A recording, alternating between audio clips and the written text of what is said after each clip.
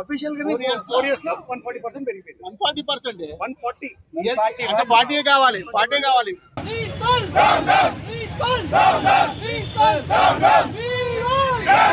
Parents అందరూ కూడా ఈ ఫీజులు పెంచని చెప్పేసి ధర్నా చేయడం జరిగింది.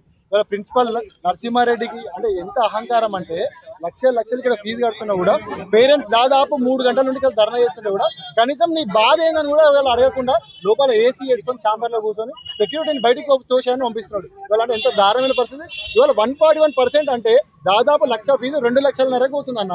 ఇలా పిల్లలందరూ కూడా చదువుకోవాలి. ఇక్కడ పోనీ ప్రాపర్ ఎడ్యుకేషన్ ఉందా? క్వాలిటీ ఎడ్యుకేషన్ ఇస్తలేడు అసలు నరసింహారెడ్డి గారు. ఇమీడియట్ గా ఫుడ్ ప్రాపర్ లేదు, మెడికల్ సర్వీసెస్ ఉన్నాయంటే అది కూడా ప్రాపర్ గా లేదు. పోనీ పేరెంట్స్ కమిటీ ఉందా అంటే పేరెంట్స్ కమిటీ కూడా లేదు. దాదాపు 1 ఇయర్ నుండి వీళ్ళకి కోర్ కమిటీతో చర్చ జరుగుతుంది. 10% పెంచుతామని చెప్పి మాట ఇచ్చినాడు. ఇవాళ 141% సడన్ గా వాళ్ళ సొంత నిర్ణయం తీసుకొని ఇలా పేరెంట్స్ అందరూ కూడా భారం చేస్తున్నారు పేరెంట్స్ మీద.